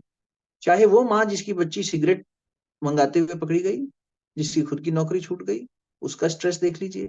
चाहे ये माँ, एक और माँ है, उस बच्ची का उसकी बिटिया ऑटिज्म है, उसके बच्चे को 9, 10, 11 साल की बेटी हो गई है। और वो आप देखो कितनी परेशानियां लोगों के जीवन में हैं। ये एक तो मुझे लगता है हमें इसीलिए सत्कर्म की तरफ चिंतन करना चाहिए ज्यादा से ज्यादा, और कर्म अपना व्यक्ति को देखना चाहिए। कर्म का फल बड़ा कड़वा होता है। और दूसरा ये धैर्य रखना चाहिए। धैर्य, धैर्य जहाँ है ना, वहां व्यक्ति संभल जाए। और ये तीनों ही माएं इतनी वीरांगनाएं हैं, मैं जिनका आपको रेफरेंस दे रहा हूँ, इनमें वो धैर्य है। बस उसको पोषण देने की जरूरत, तभी तो वो धीर धरी हुई है अभी तक। वरना ऐसे में तो कोई क्या ना कर डाले। उस बच्चे के साथ या अपने साथ कुछ भी करा जा सकता है। थकान आती है जीवन में मनुष्य के, सिर्फ युवा पीढ़ी को ही नहीं आती है, सबके जीवन में थकान है। कब, जब हम, हमारे पास, क्योंकि ये आस्था का पोषण देने वाली व्यवस्था नहीं रही ना, इसलिए बहुत आवश्यक है। गुरुदेव ने कहा भाव संवेदनाओं की गंगोत्री को फिर से जागृत करेंगे बेटा। और ये भावनाएं जब जागेंगी तो हम, स्वामी विवेकानंद को आज मैं पढ़ रहा था तो उन्होंने लिखा, एक कोटेशन पढ़ा उनका छोटा सा, it is our duty, it is our duty, ये हमारा कर्तव्य है कि हम दुखियारों का दुख दूर करने के लिए, उनके सोए हुए मन को जगाने के लिए, उनमें नई प्रेरणा, नई शक्ति जागृत करने के लिए पुरुषार्थ करें। ये हमारी ड्यूटी है, ये हमारा धर्म है, करना चाहिए हमें, हम सबको करना चाहिए। गुरुदेव ने इस बात को दूसरी जगह लिखा और बड़ा सुंदर लिखा, किसी को उपहार देना हो, सर्वश्रेष्ठ उपहार क्या हो बेटा, उसे प्रेरणा देना, प्रोत्साहन देना, जागृति देना अपने समय में। ये नहीं कि उसका मन भटका दिया तुमने, हाँ हाँ ही थोड़ा मनोरंजन कर दिया ना, उसको कुछ प्रेरणा मिल जाए तो तुम्हारा होना सार्थक हो जाएगा उसके पास, क्योंकि वो परेशान था, उदास था। सबसे बड़ी चीज अगर हम दे सकते हैं तो प्रेम भरा एक स्पर्श किसी को दे दें, चाहे शब्दों का स्पर्श हो, चाहे शरीर का स्पर्श हो। किसी को गले लगा लिया, किसी को पुचकार दिया, किसी सर पे हाथ रख दिया, और नहीं तो किसी के लिए दूर बैठ के बात भी कर ली अगर हम, उसमें प्राण आ जाएगा और वो समय सार्थक हो जाएगा उसके लिए। उसका जीवन छलांग मार के ऊंचा उठ पाएगा। मनुष्य थका हुआ है, हम सब थके हुए हैं, ये हमारी जिम्मेदारी है, ये हमारी ड्यूटी है। गुरु ने हमें शक्ति दी है, हमारी शक्ति से तो संभव नहीं है, लेकिन गुरु ने अगर दी है तो इसका सदुपयोग इस कार्य में लगना चाहिए कि सोतों को जगाया जाए, जागों को चलाया जाए, चलतों को दौड़ाया जाए। महाकाल की प्रार्थना करते हुए कहते ना, जिसने सोतों को जगा दिया, जिसने जागों को चला दिया, चलतों को जिसने दौड़ाया, जो बदल रहा है सृष्टि चाल, जय महाकाल, जय महाकाल। हम अगर उस महाकाल के बच्चे हैं तो ये काल की गति बदलने की शक्ति हमें है। अपना आत्मविश्वास जगाना होगा। ये अहंकार की बात नहीं है, छोटा बड़ी बात लगी होगी, लेकिन ये शक्ति भगवान देता है। और लोगों के जीवन में काल बदलना मतलब क्या है? किसी के जीवन में समय अनुकूल नहीं चल रहा, लेकिन अगर हमने उसकी मनस्थिति अनुकूल कर दी तो मनस्थिति बदलती परिस्थिति बदल गई ना, विचार ठीक हो गया। ये बहुत आवश्यक है, इसलिए धैर्य की उपासना करनी होगी, समता को जीवन में उतारने का प्रयास करना और पुरुषार्थ करना होगा, और एकांगी विकास से बचना होगा। एकांगी असंतुलन लेके आएगा, उस आवेग, उस असंतुलन को कहीं ना कहीं रोकने की पुरुषार्थ प्रयास करनी होंगे। फिर चाहे हम बंध लगाएं, चाहे मुद्रा लगाएं, चाहे योगासन लगाएं, चाहे उपासना करें, चाहे सेवा करें, ये सबका सम्मिश्रण करके, है ना, थोड़ा थोड़ा थोड़ा सबका। इसलिए गुरुदेव ने सभी के ऊपर बात कही। सत्संकल्प जो उनके हैं वो वास्तव में समाधान के रूप में यही देके गए कि हम समाज के साथ कैसा उठबैठ करेंगे, हम लोगों के मूल्यांकन में किसके साथ कैसा वो व्यवहार रखेंगे, हम अपने मन और शरीर की देखरेख कैसे करेंगे, इसके आरोग्य की रक्षा कैसे करेंगे, ये मनोरोग को दूर करने के लिए क्या करेंगे, शरीर के आरोग्य को बनाए रखने के लिए क्या करें। इन सब के लिए उन्होंने बार बार चेताया। क्यों? कि ये नहीं करेंगे अगर सर्वांग सबके ऊपर फोकस कर, होलिस्टिक, नहीं तो फिर पकड़ में नहीं आएगा। लेकिन इस होलिस्टिक में कई बार आदमी को लगता है इतना सारा कैसे करें, तो फिर वही बात आ गई, धीरे से एक साधे सब सदे, सब साधे सब जाए। तो एक शुरू कर बेटा, एक पाँव तो मजबूती से बढ़ा, फिर देख दूसरी चीज अपने आप चली आएगी। धीरे धीरे तेरे अंदर वो शक्तियां खुद जागृत होने लग जाएंगी, लेकिन तू संकल्पवान होकर धीरे धीरे चलता रहना बस। उसी से हमने यही कहा उसको, हमने कहा 6 महीने में तू धीरे धीरे चली होती तो आज तक कुछ ना प्रगति हो जाती। तू रोज अब बैठ के और उदास होती जा रही है कि भैया कुछ करने को नहीं है, मन नहीं करता है सुबह उठने का, कुछ करने का, बच्चों के लिए खाना बनाने का। हाँ कभी कभी करती हूँ, अब ये सब चलने के लिए मन को बटोरा ही था मैंने, तब तक इसी स्कूल में ये केस हो गया, ये एपिसोड हो गया, तो अब मेरा मन तो बिल्कुल ही हार गया। अब जगाओ मन को। तो हमारे साथ चला रहता है ऐसा, भगवान ने ऐसा बना रखा है कि मिलते रहते हैं ऐसे लोग, लेकिन उनके जीवन से सीखने को मिलता है बहुत। और बड़ा दुख भी होता है कि हम, काश हम और शक्तिशाली होते। हमें ये भी लगता है हमें और मेहनत करनी चाहिए और साधना करनी चाहिए। इसलिए अभी इन चारों पांचों को हमने कहा है, जो एक साथ इतने सारे केस हो गए ना, हमने कहा तुम सब मेरे, हम सब साथ में बैठ के साधना करते हैं। अभी आज ही फाइनल किया है कि सवेरे का समय नहीं मिल पा रहा है क्योंकि स्वाध्याय और ये योग की क्लासेस चलने लग गई हैं, तो हम कुछ 10-11 बजे का समय निकाल लें, कम से कम आधा घंटा बैठकर उपासना तो हो जाए। सुबह का एक टाइम बना दें, शाम का एक टाइम बना दें, कम से कम कुछ तो ऐसा सोच रहे हैं, विचार चल रहा है कौन सा समय रखें, लेकिन शुरू करेंगे। सामूहिकता में बड़ा बल है, संगम शरणम गच्छामि, श्रेष्ठताओं का समुच्चय जहाँ है वहां पहुंचो, उनका साथ करो, तो मन उठेगा। मन को उठाना करने के लिए जो हमसे ऊंचे हैं, जिनमें वो चुंबकत्व है, उनके तरफ चलना पड़ेगा, फिर एक खिंचाव पैदा होगा। अभी बहुत दूर हो गए हम, बहुत दूर हो गए तो क्या है, चल ही नहीं पा रहे, तो वो खींच भी रहे हैं तो हमारी शक्ति दूरी की वजह से इतनी खिंचाव नहीं बन रहा। थोड़ा चल देंगे तो उस तरफ से खिंचाव आ जाएगा। ऐसा मेरा मन कह रहा है कि इस तरह की चीजें की जानी चाहिए और हो रही हैं, ऐसा नहीं है नहीं हो रही। ये इनफैक्ट मामा जी जो कार्य कर रहे हैं, ये पुरुषार्थ भी उसी का नतीजा है कि ऐसे दूर दूर से लोग खुद जुड़ जाते हैं, अनायास ही श्रृंखलाएं बढ़ती चली जाती हैं। उतार चढ़ाव सब तरह की चीजें आती हैं, लेकिन फिर भी कहीं नए नए लोग जिनसे शायद कभी मिले भी नहीं होंगे, वो सेशन ले लेते हैं, वो अपना योग्यता और अपने अनुभव को लोगों के साथ शेयर करते हैं, और उससे किसी को लाभ मिल जाता है, किसी का कल्याण हो जाता है। कितना अच्छा पुरुषार्थ। तो ये ऐसे समागम, ऐसे पुरुषार्थ होते चले जाएं और एक वृहद स्वरूप लेते चले जाएं। बस गुरुदेव की यही क्रांति है। आइए अब मंथन चिंतन को आपके मार्ग से आगे बढ़ाते हैं। मैं अपनी वाणी को विराम देता हूँ यहाँ पे। जी धन्यवाद अंकुर जी। गुरुदेव का थॉट है कि ऐसा ना हो, पीड़ा देखें रोए नहीं, पतन देखें सो जाए। अच्छा, अरे वाह, पीड़ा देखे रोए नहीं, पतन देखे सो जाएं। हाँ हाँ। ये गुरुदेव का थॉट है, विचार है। और ये गुरुदेव ने सभी विचारों के अंदर पूरी प्रेरणा भरी हुई है। और जैसे गुरुदेव का ही थॉट है कि किसी का सुधार उपवास से नहीं, उसको नए सिरे से सोचने का मौका देने से है। हम्म, अचानक हम एकदम उपवास ना करें, मतलब कोई उसको मौका दें। मतलब पता नहीं किस परिस्थिति के अंदर, किस चीज के अंदर वो व्यक्ति वो कार्य किया है। सही बात है। हम्म। और एक बात जो विशेष करी ना, ये जो समता वाली बात, तो उसमें होता है कि 4 फोल्डर होनी चाहिए लाइफ में। एक फोल्डर परिवार के लिए, एक समाज के लिए, एक स्वास्थ्य के लिए, और एक आय आजीविका के लिए। तो चारों के अंदर बैलेंसिंग होना चाहिए। ऐसा हम्म, ना हो पता चला कि एक फोल्डर बहुत ज्यादा काम कर रहे हैं, एक पे कम कर रहे हैं। ठीक बात है। मसल जो है चारों में जब बराबर रहेंगी तो कहीं ना कहीं उसमें रहेगी, मतलब इसके अंदर ना। हम्म, ये सब गुरुदेव के ही थॉट है, आपने बड़ी जो आप सोए तोड़ो का तोड़ चल रहा है, कितना बड़ा ग्रंथ चल रहा है। और सबसे बड़ी बात यह है कि उस तोड़ो का तोड़ में स्वामी विवेकानंद को लेकर जो चल रहे हैं आप, कभी कभी तो बड़ी हादसे भी आज तो, जैसे आप वो कहते हैं कि वो डॉक्टर को दिखाने गया, पेट में दर्द था, बोले क्या रसगुल्ला खा लिया। रसगुल्ला। तो डॉक्टर ये, के पास गए हाँ, और वहां डॉक्टर ने पूछा आप कैसे हैं, तो बोले ठीक। विवेकानंद नहीं, उनके गुरु भाई का था, हम्म, त्रिगुणातीतानंद जी। हम्म, और शारदा नाम था उनका पहले। तो बोले शारदा एक बार डॉक्टर के पास गया, मुझे याद आई उसकी, तो शारदा की घटना याद आ गई कि वो डॉक्टर के पास गया, डॉक्टर ने उसको पेट की परेशानी थी, तो डॉक्टर ने कहा कुछ खाएंगे, ऐसे ही पूछ लिया तबीयत पूछने से पहले। तो बोले कि वो साधु रूप में थे, तो बोले रसगुल्ला खाएंगे। तो डॉक्टर ने भी खूब सारे रसगुल्ले मंगा दिए, भैया पूछ लिया है तो अच्छे से खिलाया जाए। वो सारे रसगुल्ले खा गए और पूछा कि हाँ जी अब बताइए आप कैसे आए। तो बोले मेरा पेट खराब है। तो बोले पेट खराब है तो रसगुल्ले क्यों खाए? बोले आपने खिलाए इसलिए खाए। आध्यात्मिक व्यक्ति का मन अपना एक मौज होती है, वो अपनी मस्ती में रहता है।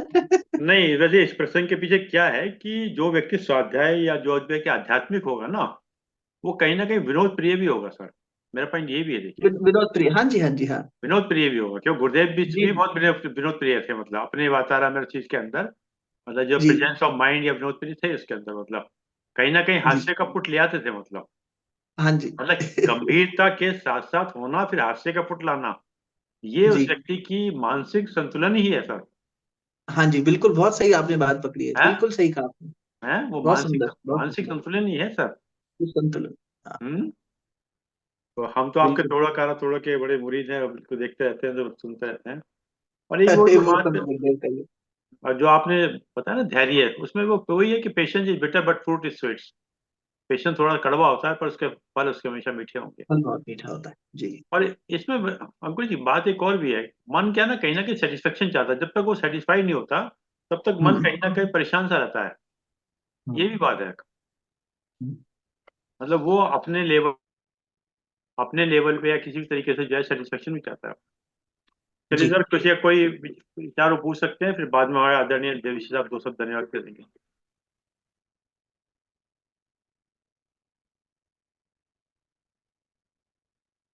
इन्होंने तो धैर्य की उपासना बहुत अच्छे से कर रखी है, एक एक पौधे से इतना प्रतिफल, और सारे फ्रूट स्वीट स्वीट वाले हैं। कोई कोई खा जाते हैं, खुद नीम खाते हैं, दूसरों को मीठा फल खिलाते हैं।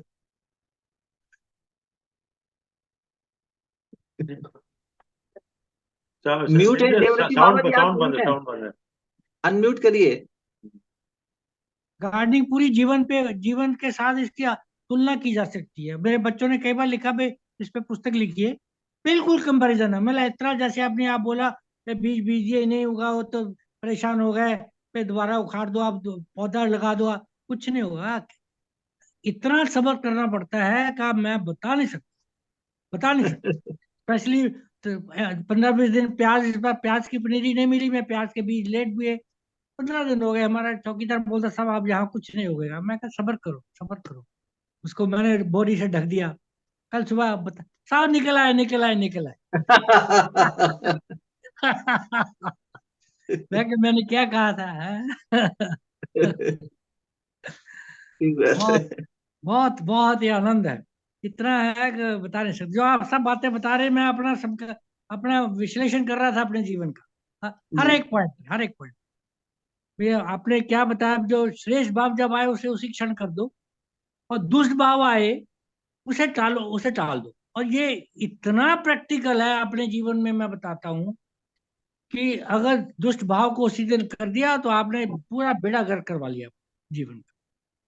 अगर आपने टाल दिया तो बला टल गई। अब ये सोचिए कि बला टल गई। मराठा लिया। ये बहुत इतने उदाहरण है मेरे जीवन में, इतने उदाहरण आपके जीवन में भी होंगे, लेकिन आपने इसका प्रैक्टिकल आपको याद नहीं होगा। लेकिन मैं तो इसको बिल्कुल उधेड़ता हूँ, उधेड़ दौड़ के बता रहा हूँ।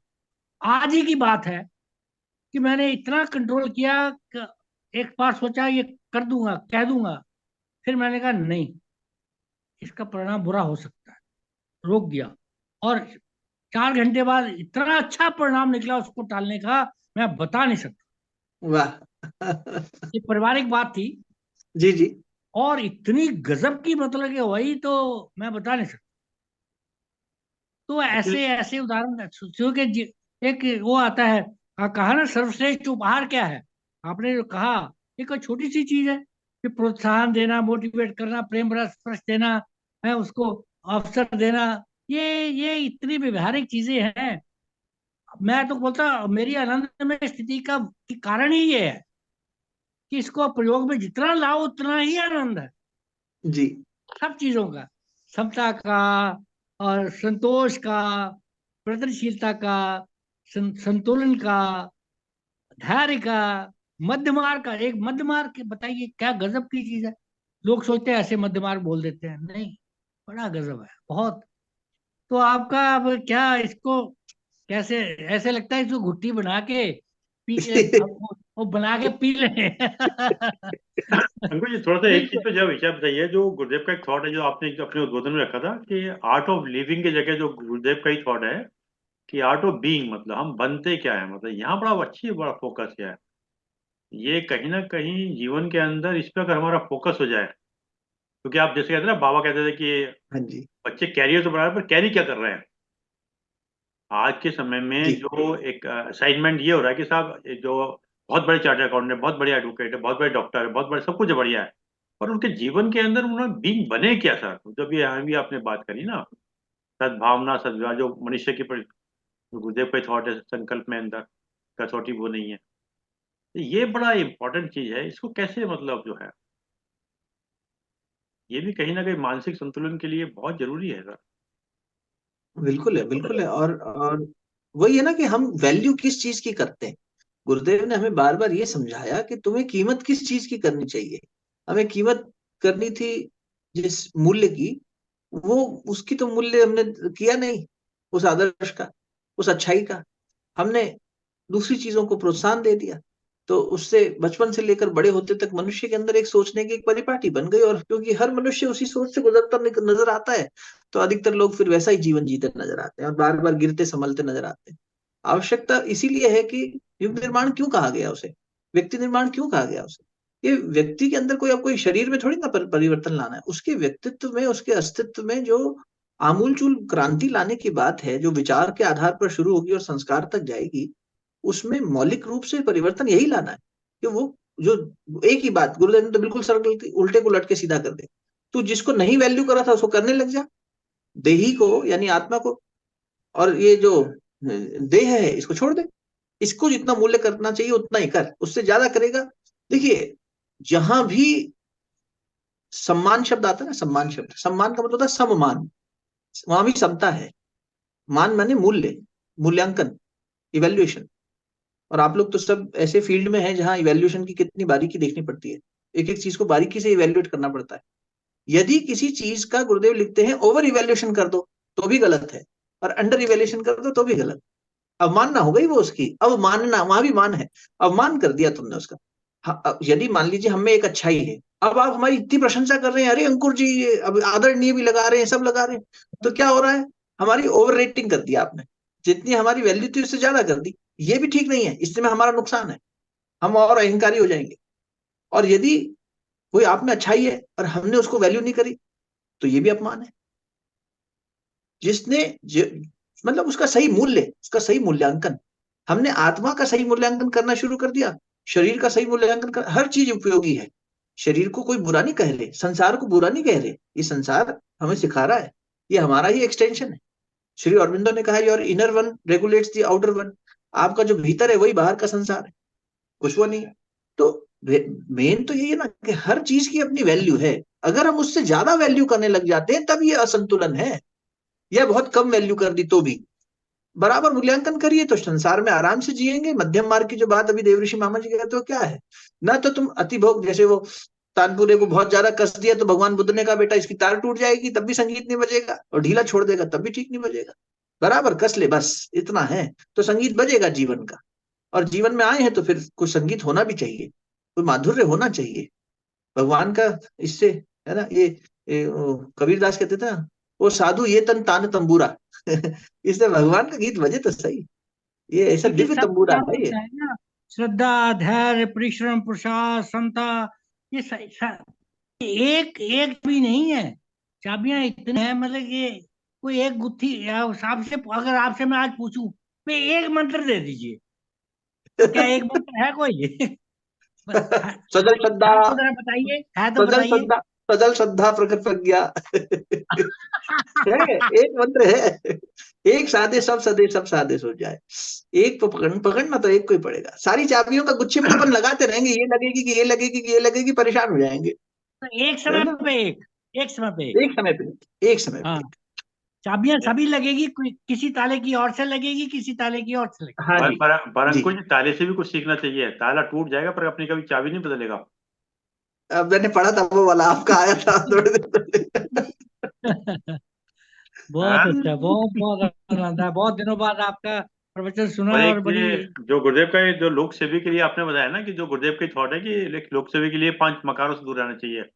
मन से, माला से, माइक से, मिठाई से, मान से। क्योंकि जी, ये भी कहीं कहीं ना कहीं लोक सेवी को पीछे करते हैं, मतलब। कर देते, बिल्कुल कर देते, हम्म। चलो है बहुत ना। अच्छा। वो भी फिर एक एकांगी हो जाता है और फिर उससे उसका पतन हो जाता है। हम्म। मानसिक असंतुलन का ही निशानी है। इसलिए गुरुदेव ने कहा कि ये सब मनोरोग की निशानियां हैं बेटा। कोई बड़ा अच्छा लिखा है इसमें गुरुदेव ने कि चोर किसे कहते हैं। चोर उसे कहते हैं जो अपनी अंतरात्मा से विरुद्ध में जाके कुछ करता है, वो चोर है। एकदम, मैं अगर ढूंढ पाऊं तो अभी शाम को ही पढ़ा मैंने। चोर हम्म। कौन है, बोले वो चोर है। ये उसकी स्थिति ऐसी है कि उसने आत्मा का जो है वो पीछे छोड़ दिया और अब वो अपना मन मर्जी कर रहा है, तो चोर है वो। सबसे बड़ी सच्चाई अपनी अंतरात्मा के प्रति मिलेगा तो मैं आपसे शेयर करूंगा। नहीं नहीं, बहुत सुंदर जी। चलिए, हम लोग बड़े भाग्यशाली हैं जो गुरुदेव के साहित्य के माध्यम से हम लोग से अपने विचारों को रखते हैं। और कभी कभी जैसे एक बड़ा अच्छा एग्जाम्पल था कि वो एक नेताजी थे, तो अपना किसी जगह वो गए, तो तावलेपन में कि उद्घाटन करना था, मतलब। तो हाँ उद्घाटन हाँ में सफाई की व्यवस्था करता, मतलब झाड़ू लेके सफाई करने था ना। तो जो इतने हाँ। उतावले थे कि जब नेक्स्ट अगले दिन अखबार देखा तो मालूम पड़ा कि डंडा नीचे झाड़ू पर थी, मतलब इतना उतावलापन था उनके अंदर। झाड़ू किससे लगा दी, मतलब झंडा उठा किसी लिया। जगह बुलाया गया कि सफाई व्यवस्था के अंदर, तो वहाँ झाड़ू हाँ लगानी हाँ। थी। तो इतने उतावलापन था उनके अंदर, जब कल के दिन को उनको अखबार देखा तो मालूम पड़ा कि झाड़ू तो ऊपर को थी, डंडा नीचे था। देखिए, तो जीवन के अंदर इतना उतावलापन भी ठीक नहीं रहता ना। बिल्कुल ठीक नहीं है। हम्म। हाँ जी। चलिए साहब, हमको बहुत बहुत धन्यवाद, बहुत बहुत धन्यवाद आदरणीय। आज उतर गया। आज शेखी साहब देंगे। शेखी साहब हमारे बड़े कम बोलते हैं, 2 शब्द धन्यवाद के दीजिए अंकुर को। शेखी साहब हमारे एडवोकेट हैं अमृतसर में, वो ठंड की व्यवस्था में है। और कभी आप जाइएगा वहाँ पर अमृतसर, तो मुलाकात कीजिएगा उनसे। मैं परसों रात को वहां था लुधियाना में, हाँ, बहुत सॉरी जलंधर में। वहाँ से आप कपूरथला से हो, नहीं कहा? कपूरथला हाँ। से जलंधर गया। हम्म। जलंधर में एक परिजन से मिलना था, गायत्री परिवार के, वो वहाँ शांतिपुर में भी सेवा दिए थे, तो उनका आशीर्वाद लिया। और फिर वहां से निकले तो 6 बजे, 4 बजे निकले। हमें लगा 6-7 घंटे में पहुंच जाएंगे घर।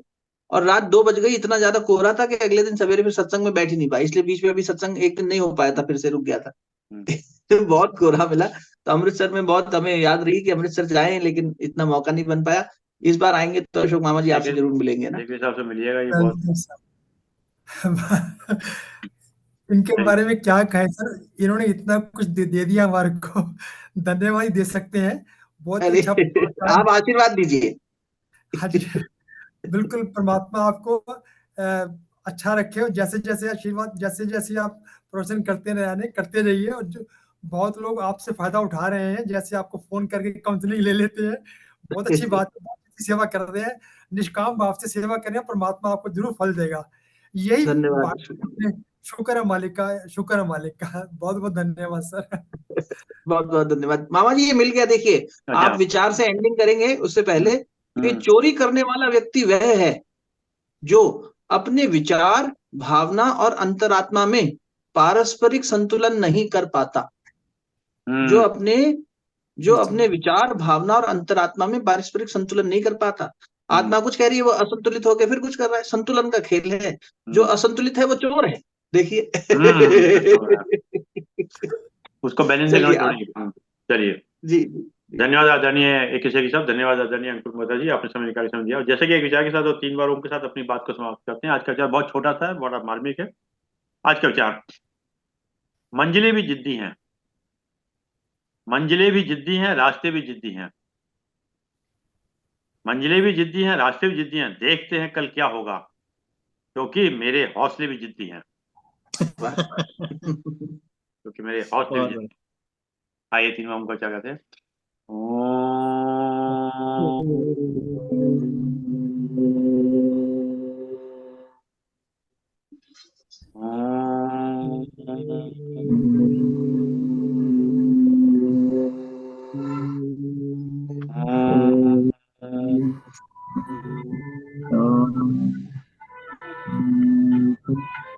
शांति शांति शांति।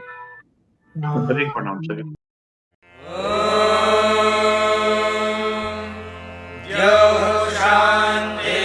शान्तिरन्तरिक्षं शान्तिः पृथिवी शान्तिरापः शान्तिरोषधयः शान्तिः वनस्पतयः शान्तिर्विश्वे देवाः शान्तिर्ब्रह्म शान्तिः सर्वं शान्तिः शान्तिरेव शान्तिः सा मा शान्तिः